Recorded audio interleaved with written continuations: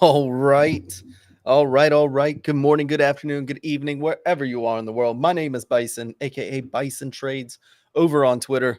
Welcome back to another episode of RareFUD Radio. Our last episode in the double digits. We got episode 100 on Thursday, and it might be looking like that might be our heist playthrough because the game's down. Of course it is.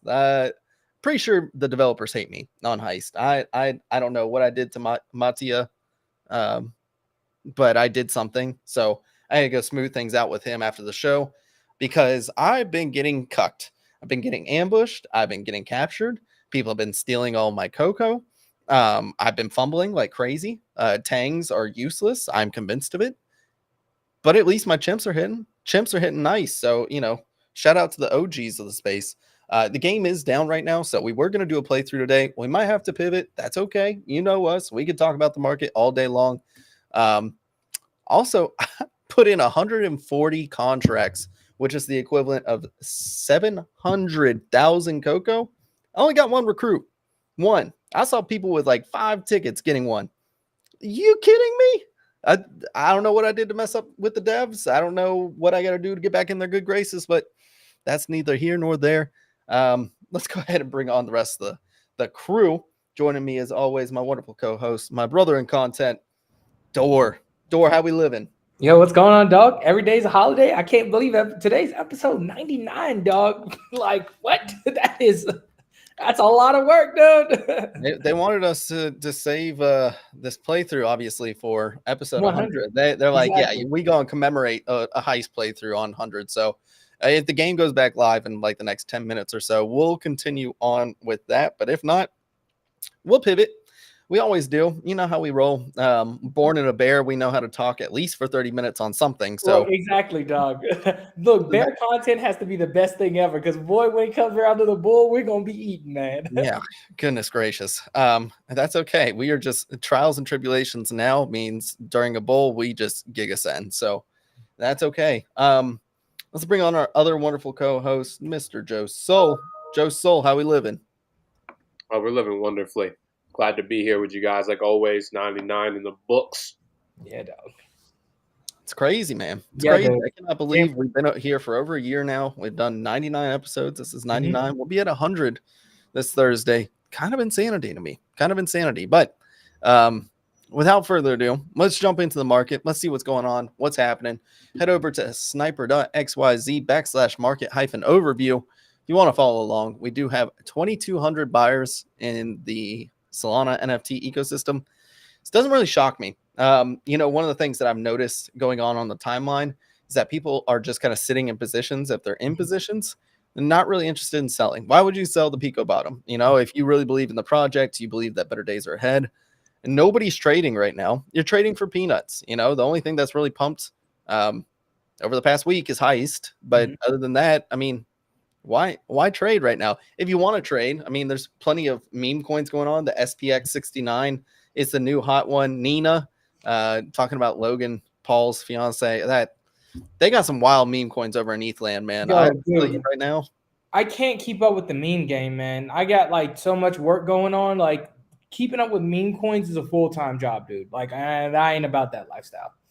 Yeah, it's a lot, but look, profits are to be made, dude. Oh yeah, definitely. 69 over there is like their whole meme. I love it though. A good meme is just it's quality, and their whole goal is to overtake the actual SPX, which is like in the trillions of dollars worth of market cap. So I don't good luck with that. But hey, I love it. See how far you can take it.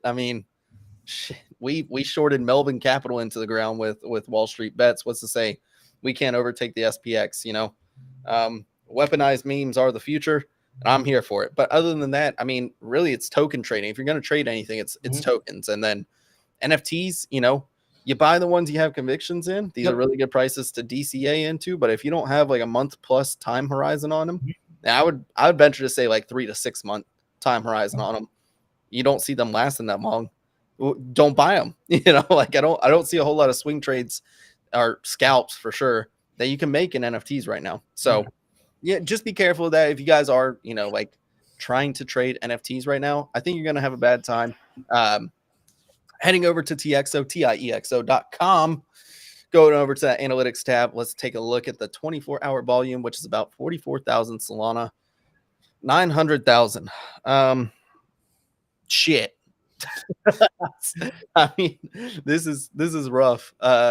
Just looking at all this. So Tensor and Matchkey pretty much neck and neck at 40% each, sitting at about 17.8, 17.6K Solana volume, respectively. Hades Swap doing Hades Swap things. Its new norm is now somewhere between 2 to 5K Solana volume instead of the 10 to 15. So if you want to gauge on how back we are, just look for Hades Swap. If they go back into like that 5-10 range, that's like a credit upgrading. And then if we go to that 10 to 15 range, we are back. We are so back. Solana Arts, what is going on at Solana Art, dude? 6.61% market share. Almost 3,000 Solana volume. That's nothing bad. That's almost as much as Hades Swap. So I don't know what's going on over in Solana Art world, but good for them for sticking around. I have not visited Solana Art in probably a year and a half now. I think it might be 2 years. Actually. Yeah, dog. I haven't touched Solana Art. Like as soon as like Magic Eden came out, I stopped using Solana Art. Like wasn't any point. I did go on there to arbitrage some collections a while back.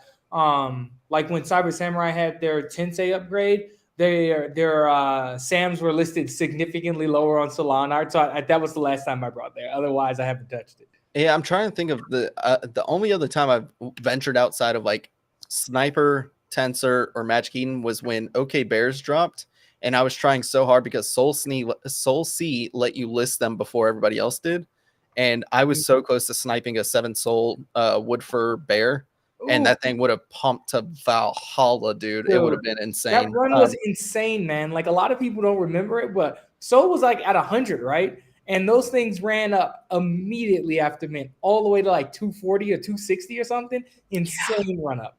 Insane. Yep, that was nice. Why is this wizard saying that Heist is back up? We might actually have a show today. That's good. That is excellent. Because we're about to be making up stuff on the fly here. I mean, I would have too. It would have been a nice short show, and we could have got into it on episode 100. I probably would have done a 2-hour show if that was the case. But we are back. We'll see how laggy it's going to be, just because everybody, I'm sure, is trying to get in. So fingers crossed.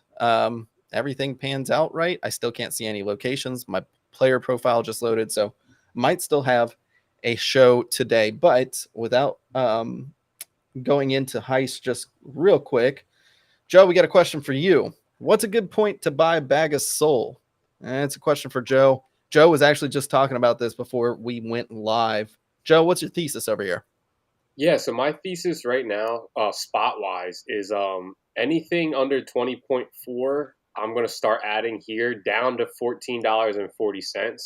17.19 to 14.40 is the majority when it comes to bidding and CV spot on the heat map.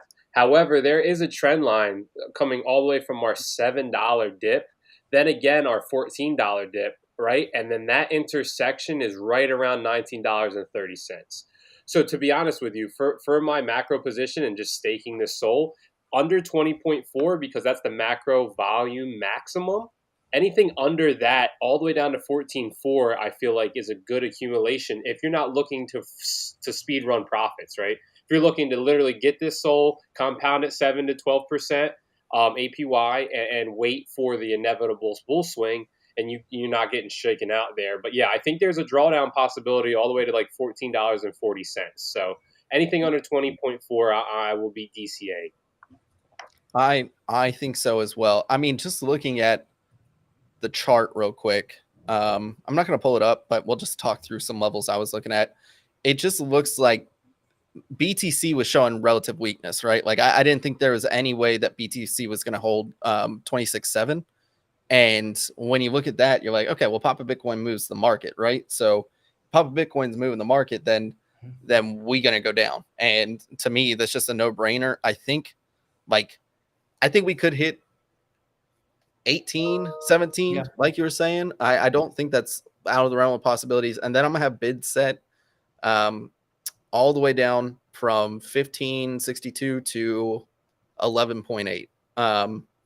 And that's kind of my strategy right now. I mean, dude, we keep talking about it. I see it all over the timeline. People are starting to come around to it. Solana is just, I try venturing into other chains. It's just you're not touching this. There's no shot you touch it. And by the time you do, we're gonna have fire dance and everything. Yep. Like our TVL is already like at all-time highs for the year. Mm-hmm. I just think this is the easiest, like done and dusted, clap my hands, going 10x from here that I can possibly like it. To me, it's just this is the most surefire way I see a 10x plus on whatever I invest right now. So I don't know how long it takes. I don't, but I would venture. I would venture to say it's going to happen in the next 2 years. But like 10x on Solana will happen. Like the sentiment's already starting to change around on the TL around Solana. As you said, B, once Fire Dancer comes out, man, it's over, dude. Like use other chains and you will realize how good Solana is, man. This thing is going to send, but it won't send. So just because it goes down, let's say it goes down back to 11. Nothing fundamentally changed with Solana. Just buy more. You're going to be fine. Just keep on fucking buying Solana until we break all-time highs again. That's it, man. Yeah, I mean, and we have a unique value proposition with spot holding Solana, right? Because you have so many liquid DeFi options now. So there's ways to compound your bag like there wasn't before, right? So if you're buying Solana, the TVL has been going up. Stake Solana has been going up. So you're seeing people accumulate Solana and put it to work, right? So that's what happens with chains. It takes years for people to build conviction and build real. And like B was saying, with Fire Dancer coming up, TVL is at an all-time high. TPS is at an all-time high. So it's like, it's just kind of reading between the lines, but there's so much global market fear that most people will rinse themselves on the market and rinse themselves to the bag because there's not a lot of retail money coming right now. But this is the problem. People that are financially steady This is where you build those bags and people go, how did you make a 20 to 40x? I only made a 2x, right? It's like because you buy when no one else is. That's the only way to do it. Cut and dry.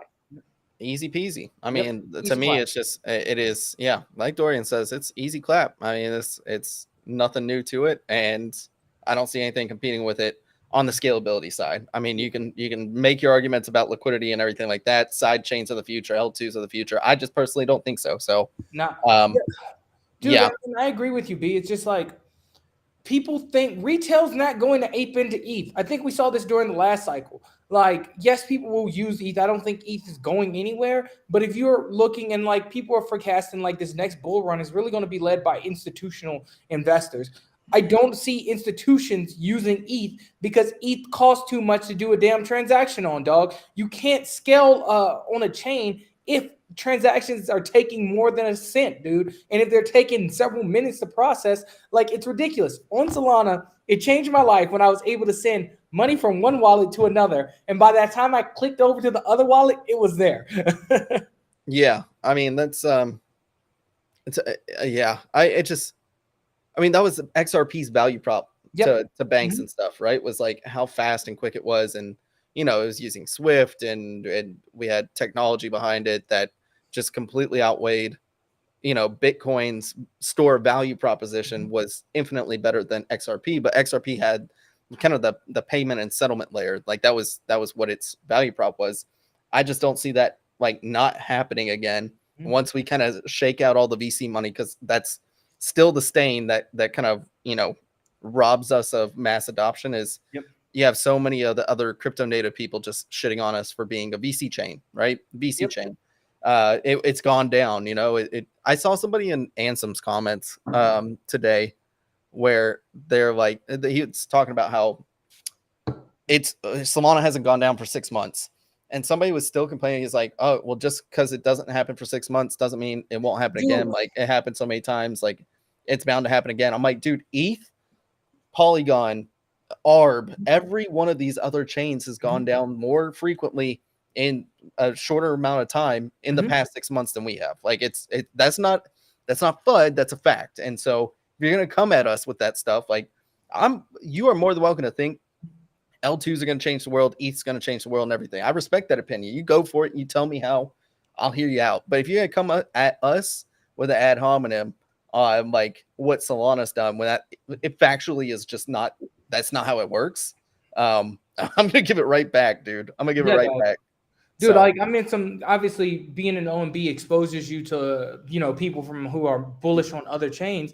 I even had some CryptoPunk holders were like, oh, Solana shuts down all the time. Dog, it literally has not shut down in like 6 months. And then it's like, oh, well, just using a chain so unstable. I'm like, dude, do you have like amnesia? ETH Classic is around for a reason, dog. Like what, ETH Classic just popped up out of thin air like it didn't exist? Like, come on, dog. Like I'm right there with you, B. People always throw shade at Solana without really understanding what's going on. The chain hasn't been down for a while. Like, it's insane, man, the misinformation out there. But I think it also goes to the point of individuals see Solana as a potential challenger to their bags, and people will defend their bags to save their life. So even if you were early on ETH and ETH made you your bag, of course you're going to be bullish on ETH. And the only other chain out there that has the potential to overtake ETH is Solana, in my opinion. And I think people see that too, and that kind of scares them. So they try to push the narrative harder of, oh, L2s are the future. Oh, ZK ZK Syncs is the future, blah, blah, blah. Whatever pushes their narrative on their ETH bag is what they're going to support. Because you don't see anybody out there talking bad about Cosmos. You don't see anybody out there talking bad about Near or any other L1s or L0s out there. Why? It's because they don't feel it's a threat to their bags. Yeah, it's a lot of bag defending for sure. Okay, cool. Playing around with Heist right now. Everything looks good, so I'm going to go ahead and share my screen. We're going to get into today's episode. We normally don't do this. We usually talk about the market. Actually, there are a couple different headlines I do want to touch on real quick. Kets. Yes. Kets. I'm calling it, they're Kets to me. Whatever. Kets is now derugged, essentially. Pueblo has no control over the project anymore, and now they are skyrocketing. They went from like sub 4 SOL to I think they hit 12. They retraced a little bit. Good for them. Honestly, the most attractive thing about Kets was the community. I mean, like it was. And now that the community has control over it, it's new leadership. I could see them being the fun play that they were always destined to be, because Pueblo held them back. Pueblo made so many promises. He said they were going to do this and that and the other. And as soon as he left the project, we now see a cozy 2x from it. So, I saw the comment that was at like 3 a.m. this morning in their Discord that Pueblo just commented. He goes, "Man, I really was the problem, wasn't I?" That I was just dying laughing, dude. Oh my goodness. With Pueblo, it's like I don't feel like he's. I think we throw scammer around too much in this space. I don't want to say, oh, he's a scammer. Developing and innovating is extremely hard in this space. He wasn't able to do so necessarily, but he stuck around. Like, you can call most projects a slow rug if you really want to, but I don't think that's, really justified in what some of those projects are trying to do. Just because floor price hasn't immediately gone up doesn't mean those projects are slow rug or that they're not trying. And I think Kets just kind of ran into that, where people's expectations of him having some connection to Rick and Morty was what held sets back, and not necessarily him, because once the veil came undone, that there was no reason to speculate that he was connected to Rick and Morty, then everything started to unravel from that. So if anything, it was a mixture of the community and Pueblo himself that led to like where Sets was. Yeah, I think so. Just not enough done, and we see that too many times with different communities. So it's not really like, it's not an isolated incident. This just goes to show that most founders in this space just had the time, but not the knowledge on how to run a project. I think that's my 2 cents. But the other news headline I wanted to talk about, we're finally getting like FAP to earn, or whatever Soulport Tom wants to call it. FAP to earn? No, I'm shit posting, but he is talking about Soulport Tom is talking about porn casinos and Web3 porn, and how he's going to revolutionize the porn industry via Tayo, graphite, and everything in between. I'm just glad he picked, like, if this is what he's going for, dude, graphite's pumped. So you can't tell me that the market doesn't value it in some way, shape, or form. Like, graphite literally went nuclear after he announced that. You can look at the timeline, and it basically went from 0.0536 to now sitting at 136. So a clean 2.5x. Dog. Yeah, that's insane, dog. You can't tell me that Web3 degens don't want to have some sort of porn utility. Dude, you can't. Okay. You can't. So I do agree with you on that. Degens want to have some type of porn utility. However, the thing is it actually likely to get implemented? God, no. So you should trade on the fact that degens want that utility. But for you to sit there and be buying graphite at 1.3, thinking it's going to continue to run, dog, I don't know, man. I don't know. I'm not buying here, but I am interested solely because they also some alpha just on Friends Tech is the dumbest thing ever, and I hate it, and I need it to go to zero. But at the same time, I had fun with it a little bit this weekend. I was just coming up with the thesis of I call it the sympathy strategy, and the capital words there are simp. So SIMP. Just find Web3 girls, and you can buy their keys. They're called keys now. They actually had a consultation with legal, decided to rename it from shares to keys. Probably the smartest thing they've done so far, but their chat is so useless. You can't post pictures or anything. My thesis here is that you buy now, and once they release pictures or videos or anything like that, bro, this is Web3 OnlyFans. It's literally Web3 OnlyFans. That's the biggest brain move. Dude, that is so good. Who are we buying? Like, we need to buy some, some influential, Web3 chick influencer who would post ass shots, and that shit would send, dog. I mean, it's gonna happen. It is. So right, you just if you want to make money on Friends, I guarantee you that's what's gonna send. You can also buy project founders. I had a couple people buying me, and I was just trying to do fun stuff with. I was like, yeah, I'll give away some cocoa. I was gonna do a private stream. I was like, bro, the Chelsea game's on. Sorry, I'm not doing this. The Friend Tech chat is just so, once it becomes more usable of a chat, I can actually see this being a really fun platform. But Not right now, dog. I ain't doing it.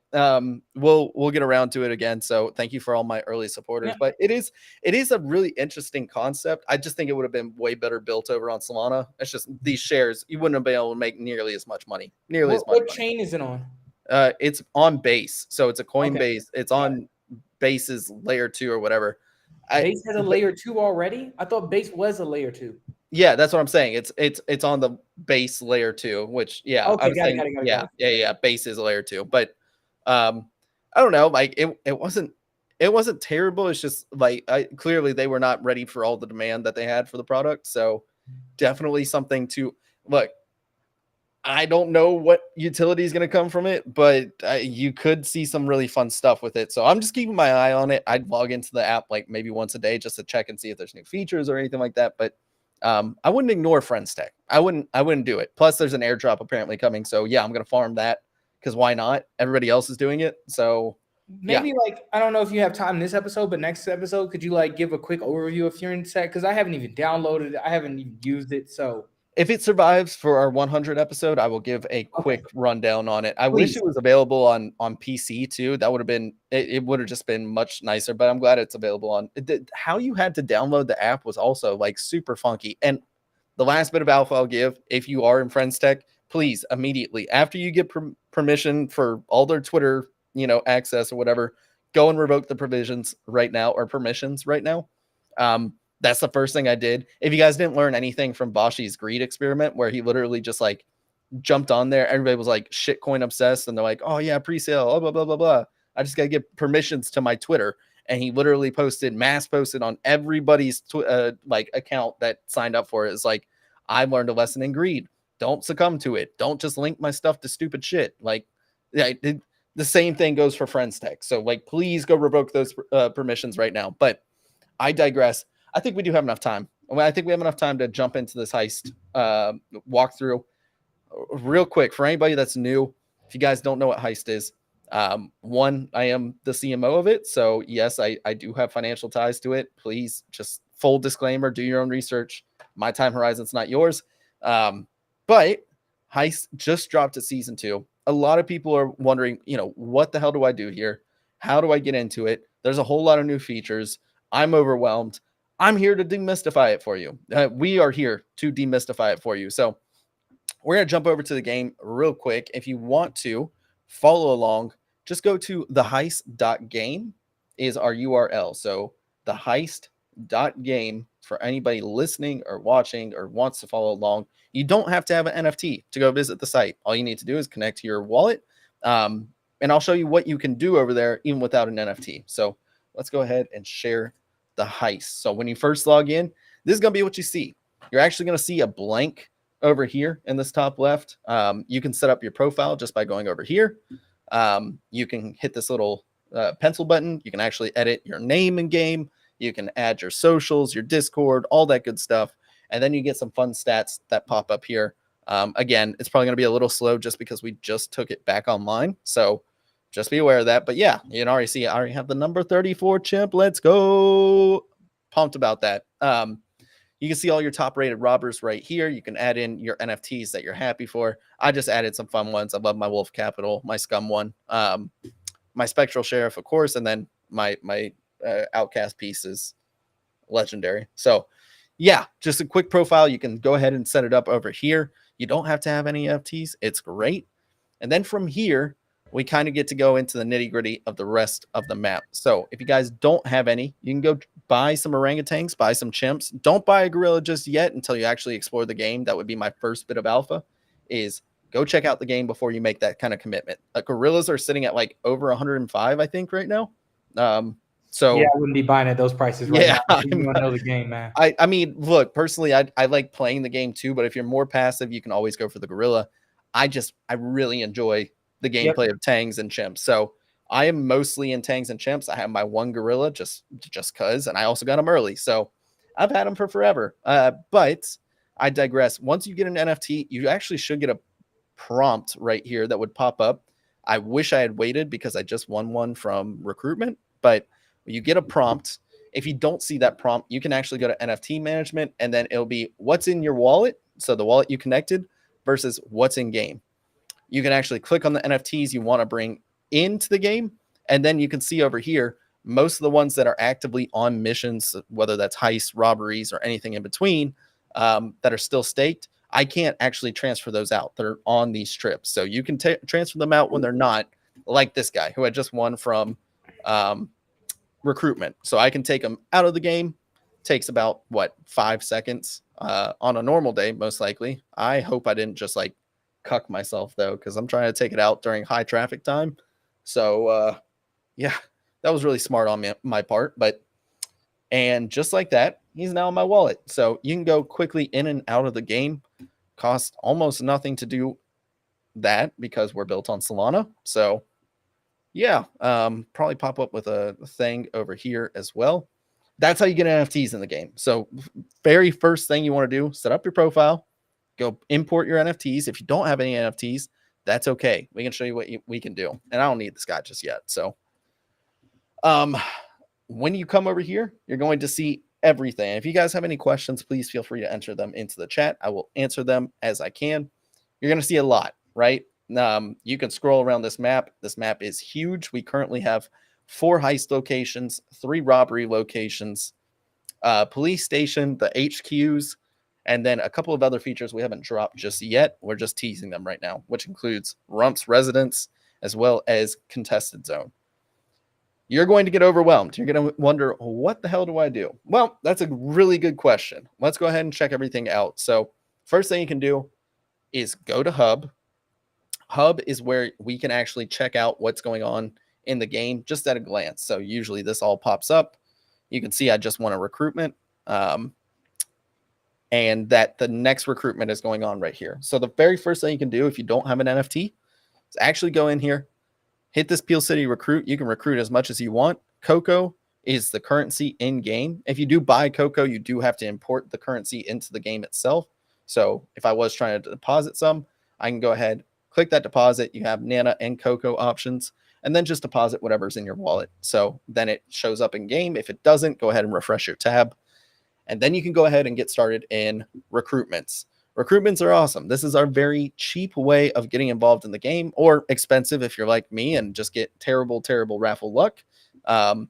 This is a way for us to kind of scale into the game for people that maybe don't have 20 SOL to buy one of our NFTs. And that's okay. 5,000 Coco is all it costs right now. That is the equivalent of what, like 35 cents? It's nothing. You can buy yourself a raffle ticket, and we do raffle off a certain number of recruits each period. They usually happen on Monday and Tuesday. So if you're trying to time it up, those are usually our recruitment days. If you go and want to go ahead, you can click as many raffle tickets as you want. And then whenever you're done, like this week, I'm feeling 8. 8 is a lucky number for me. So I'm going to go ahead and purchase those contracts. Usually doesn't take this long. Like I said, just got up on the game and boom. I said, boom, go now, attack. Please.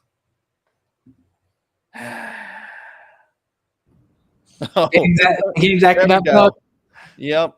We're doing great. We are doing great, guys. Oh, why can't I buy any recruitment tickets? Okay, well, that's how you would do it if it would work. Yes, you get the gist of it. That is usually how you do it. Easy peasy. Hey, look, successfully bought the raffle tickets, but I don't see them there. Why? Why do they insist on rugging me today? Whatever. They took my Coco. I'll put it up with them, afterwards if it doesn't show up. So the next thing we're going to go over is going to be your scrap runs. Scrap runs are done at the robbery locations. You can clearly identify them on a map if you go and see that they are highlighted in yellow. So what used to be season 1 was you go for specific items. Now we are just going for scrap, and there may be some other resources in the future for other items, but for right now we simplified it just to adjust for your time horizon. These are timed runs. So over at the mall, these are 12-hour loot trips. Over here at the warehouse, these are 9 hours, and again, this would populate just nice slow servers right now. And then scrapyard is your 6-hour scrap runs. These yield a variety of different numbers of scraps at a variety of different percentages. So just adjust accordingly. If you have 6 hours to run a thing, you're going to be back in 6 hours. Great, go for scrapyard. 9 hours, go for warehouse, and then 12 hours, go for mall. Over here on the right, you can see our loot table. So I have a 12% chance of getting 11 to 20 scrap, 7% for 21 to 40, so on and so forth.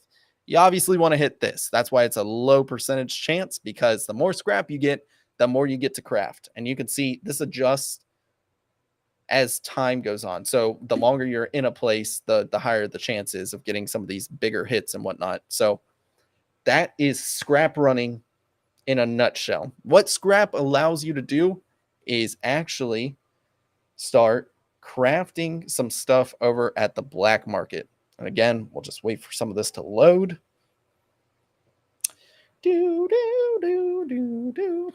Wonderful. Okay, so from here, we can actually start crafting some stuff with the scrap. You can see in this bottom right-hand corner, it takes a little bit of cocoa and a little bit of scrap in order to craft something.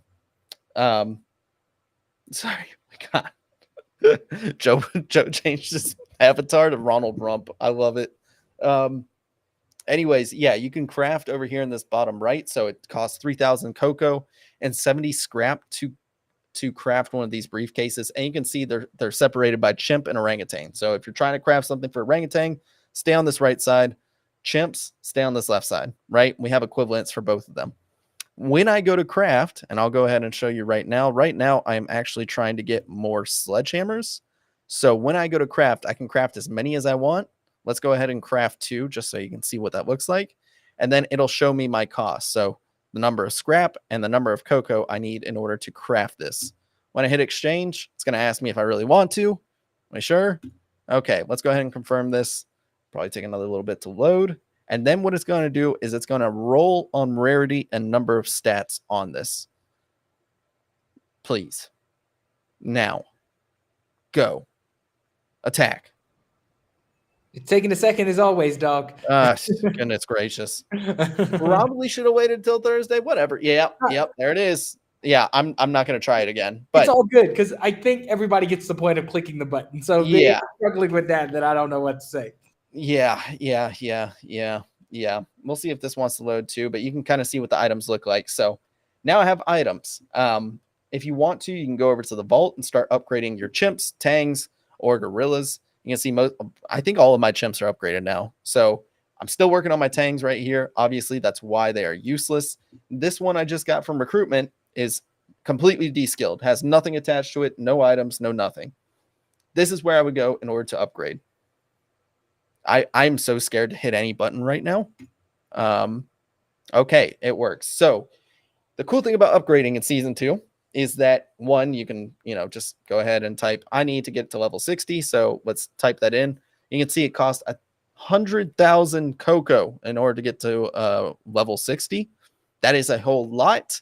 But with each tier, which for yield and luck is every 15 levels, and then stealth and combat is every 10 levels, you actually get a bonus. And it's going to be really hard to see on this screen right now just because of how the layout is. But you start getting every tier you hit, you actually get like a 1% yield bonus, another 2% yield bonus, a 3% yield bonus, plus a 10% ambush yield bonus, so on and so forth. And you can see all the stats underneath right there. So my goal, the first bit of alpha I'll have for you, if you are playing the heist and want to know, okay, how do I efficiently level up, is make sure you're hitting tiers. Go for tiers first because the extra bonus is worth it. So I would be making sure that I hit tier 1 on all of this before I proceed to tier 2. That's just my personal 2 cents because, as you can see, getting to through the first tier is only 13,000 cocoa, which pretty easy to get. You can usually get that in a day or two. But once I go up to 30, you can see we're starting to cost a little bit more, almost 20,000 cocoa, which you start seeing the sliding scale over on that front. This is just my personal 2 cents. If you wanted a skill to go for first, I was in the opinion that you go for stealth first. I am now in combat mode. I think combat is the way to go, dude.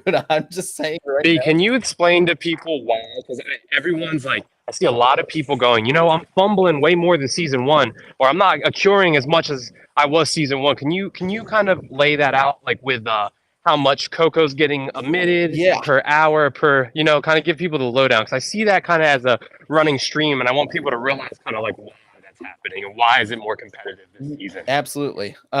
It's a really good question. This actually leads us into the next and probably most important highlight of this game is actually the heist. Just like with robberies, instead of time horizon, you can leave them in heist anywhere from 4 hours to 7 days. After 7 days, they stop accruing any more cocoa. So no more cocoa gets accrued. It's useless. We actually fixed this from season 1. People are leaving their stuff in past 7 days. I think I said it on the show too. The alpha was leave it in for more than 7 days, basically EV plus on your Nana. So we have fixed that now.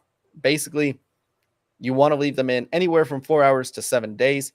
When you do so, this is how you actually accrue cocoa. So a variety of factors go into this, and it depends on each location on your risk profile. Safe house is the most safe. So if, goodness gracious, if it doesn't load in like 2 seconds flat, I'm going to lose my...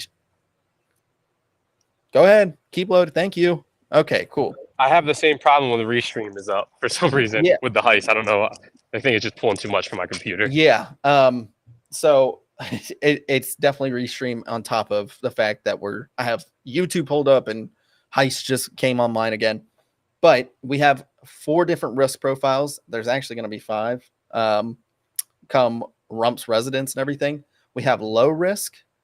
We have very high risk for Goldman Racks. We have high risk for Federal Reserve. And then currency exchange is our medium risk. This is basically the equivalent of downtown if you played in season 1. This is your Citibank, and then Federal Reserve is the same. Goldman Racks is like Federal Reserve on crack, right? So that being said, you get to play to your risk. So if you want something that is least likely to get ambushed or captured or fumbled or anything like that, but you have a very small chance of actually hitting any of these multipliers, go to Safe House. Safe House is by far the most secure way of not fumbling anymore. So if you hate fumbles just as much as I do, Safe House and or currency exchange probably going to be your 2 best bets. Once you skill them up, that's personally when I would start looking to go into Federal Reserve or Goldman Racks. And I'll show you why here in a second. But we have different risk profiles. On the right, you can actually see what the base elements are, or the base percentages that will change over time. So the top half doesn't. When it's in the green, it doesn't change. It's only changing according to your stealth stat, which I'll get into in a second, as well as the bad events. So these do change over time. This little portion right here, the fumbled, confiscation, arrested, and wrecked, changes over time. This is highlighted. You can see over in Goldman Racks. I've had these chimps in for over a day. So I will claim them here in a little bit, but you can see how it changes when I actually highlight the chimp. So this is the base thing. Engrave this into your head. We are at almost a 50% chance of fumble, a 0.08% chance of confiscation, 0.01% chance of arrest, and 0.002% chance of wrecked. Now, what the hell does all that mean? Fumbled means all that Nana you see right below, right down here, you're actually not going to get. None of it. You don't get any of it. It actually goes to the gorillas. So if a gorilla stake there, the pool is split up and divvied amongst the gorillas. The more reputation that you have, the more you get of that pool. So yeah, you want to get your rep up if you have a gorilla. But confiscation means not only do you fumble, you lose the items that are attached. This is heartbreaking. It's terrible. I hate it.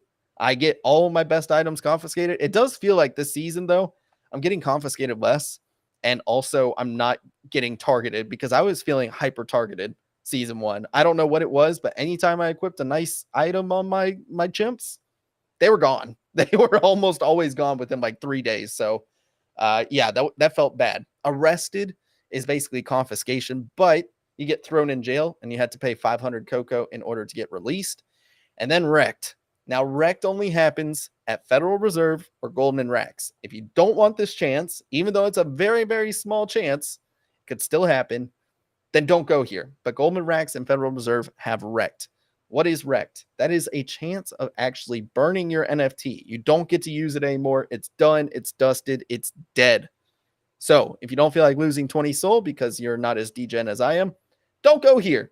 Don't go here. Full disclaimer. Hey, I want to be crystal clear here. Okay? Don't go here. They bad. You don't do it. Okay, back to the game. When this happens, you actually get to roll. So when I click claim, and I'm just going to go ahead and click claim 1. Please no wrecked. God, imagine that happens on stream. I'll literally lose it. Yeah, dog. Of course it would happen on stream. Hey, great amazing content. Amazing content. Paying for the content, dog. Yeah, we're just going to claim 1 because I knew this was going to take a little bit. Yep. But you can see over here, of course, dude, why game? Why do you do this to me while I'm streaming? I just want to make a nice guide for everybody. Yep. You know what? I'd get on the devs, dog. It's their fault. Yep. Locking them in a cage right now. Exactly. They are back in the dungeon, boys. Back in the dungeon. But yeah, the devs hate me already. Yeah, there you go. That's it. Ta-da. Fumbled. Good. So net wrecked at least. I didn't earn any cocoa from this drop.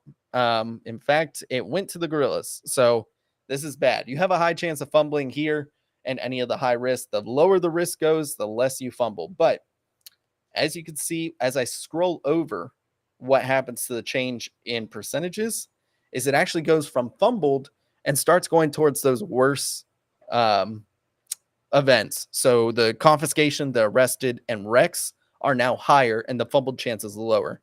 This still equals about 50% chance of it happening. It just happens at a slower rate. So the nice thing is, when you have a higher stealth like I do, not only do you have a less chance of the really bad things happening to you, but you also have a higher chance of the really good things happening to you. You can see my chance of hitting that mythical 20x that I have only hit once has gone up from a 1% to a 1.4%. This is all because of stealth. So the stealth is my second favorite stat. I love stealth. The bad things happen to you less. The good things happen to you more. This is what I love to see. So stealth is goated in my opinion. Then it would go luck and yield. Luck is your chance of hitting a double roll. So if I go ahead and hit claim all, which I'm about to do, internal server error, going once, going twice. Nope. I promise, guys, if you're watching this never happens. It is a very responsive game. I'm streaming, and on top of that, we just brought the game back up, so everybody's trying to claim and stuff, and there you go. Internal server error. Thank you so much, game.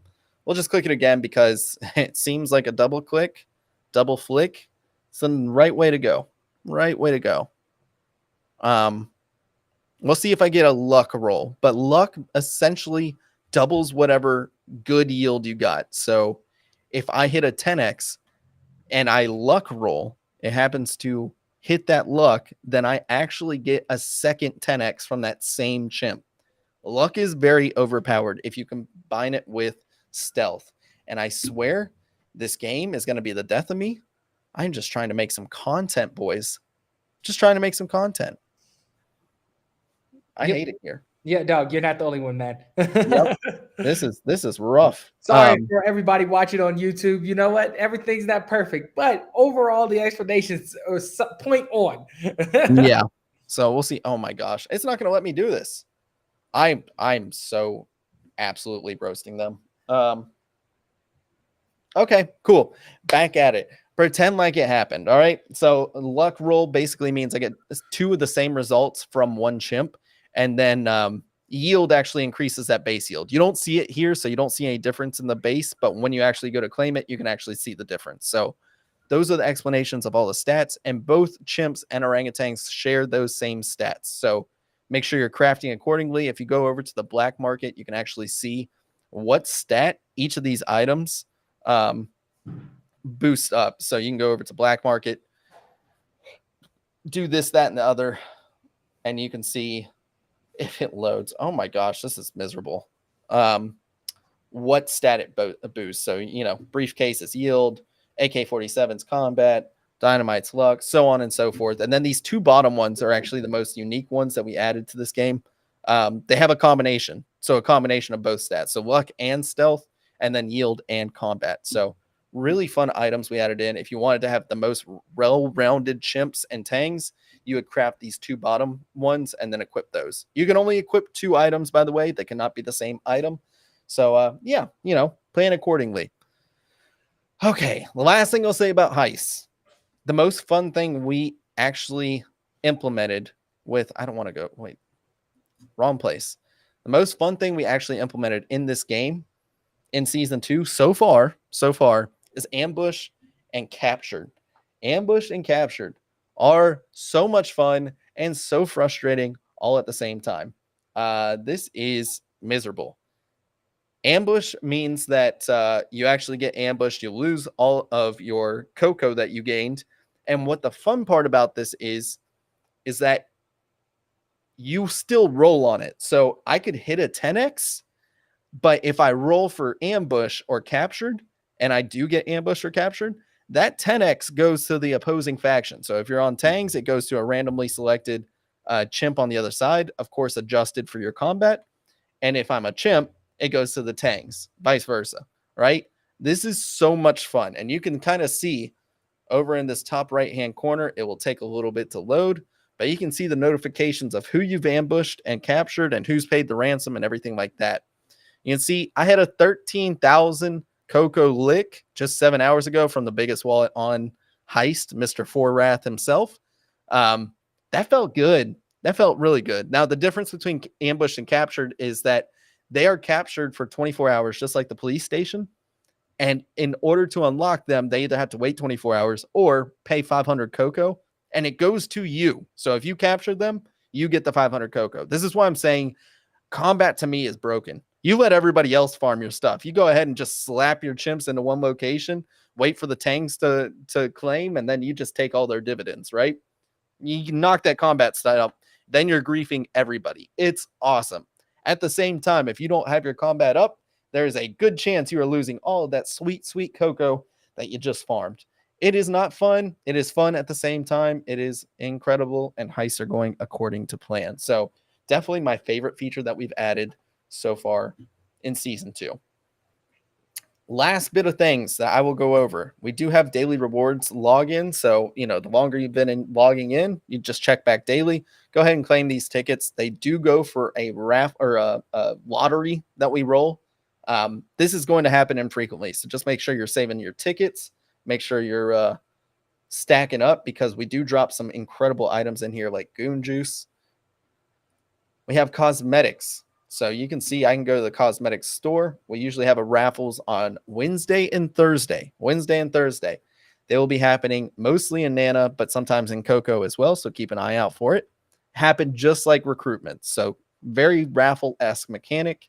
If you want to get involved with cosmetics, go ahead. Sink some tickets into there. Get some dope-looking cosmetics. And then when you want to actually switch them out, you can go into your cosmetics tab. And voila, here's all the cosmetics I have in my inventory, and I can go ahead and change them. I'm not going to right now, but you can see, like, if I wanted to equip this extra Rogues shirt, I would go ahead and click on it. Game's going to take forever. Yep, I need to select an NFT first. Okay, thank you, game. I can select that, select the item I want to equip, just like equipping items, and then hit preview. It'll pop up with a nice preview. And why is this wizard asking, are the cosmetics on chain? No, they get appended to the metadata though. So we actually do some stuff on the back end on our Web 2 servers and stuff. And then we append it to Web 3. So it happens almost instantaneously, but we do add some nice little Web 2 elements in there. But yeah, you can, if you want to, if you like the way it looks, this actually does look way sicker than I thought it would. I can hit confirm, and then voila, it's equipped. I'm not going to do it right now because servers are slow, and I just don't want to deal with it.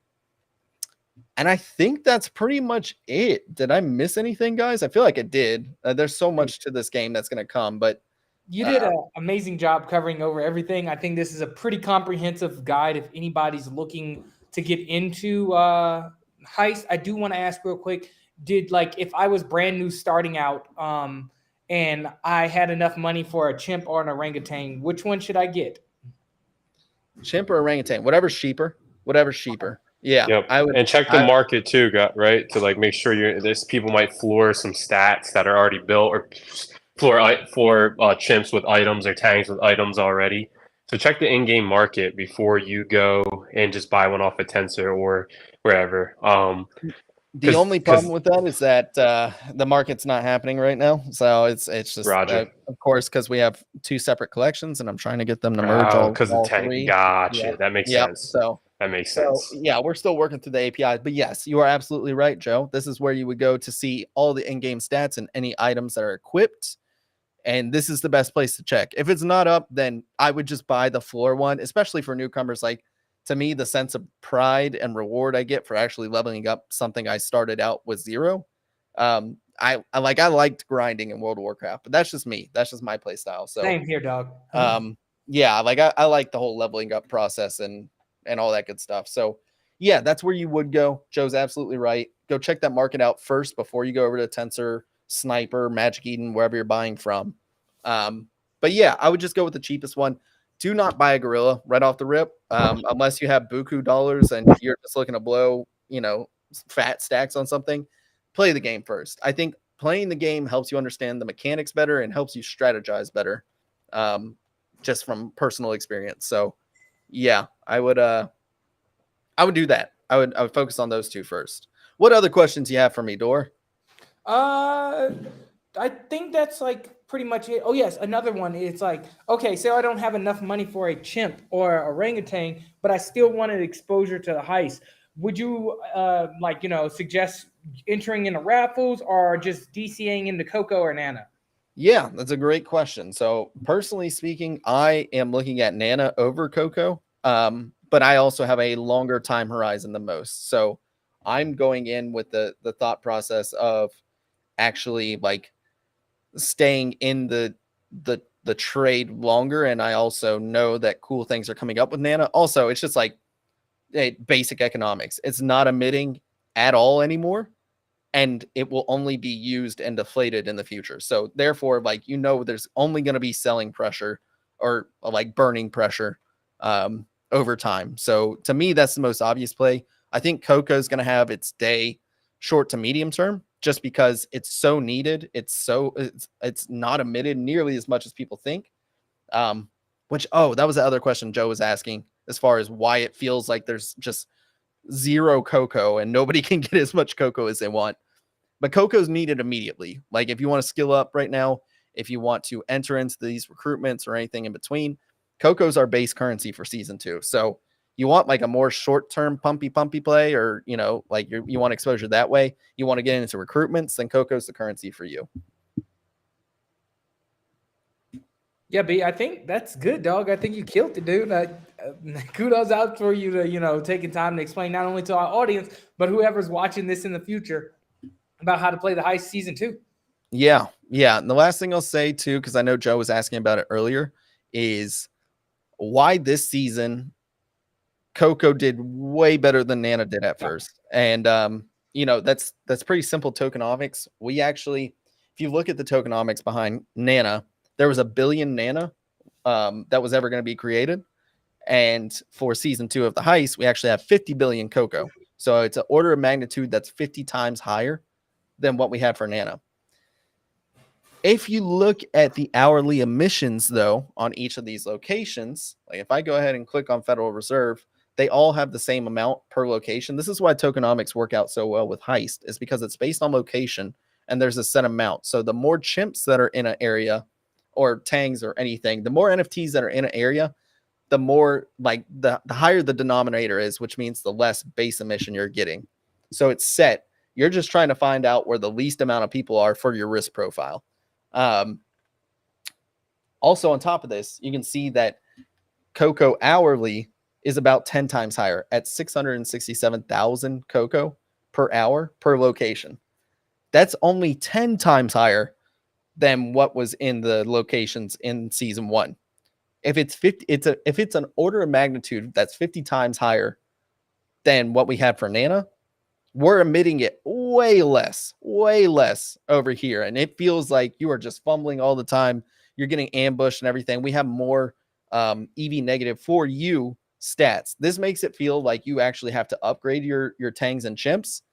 And that's exactly what we wanted. More token sinks right off the rip to make sure that the token price is good. We like it, right? Like we want to make sure that it's a sustainable economy. On top of the fact that we actually have sinks already in game rather than just skilling up. We didn't even have recruitment ready in anything for season 1, like the first week.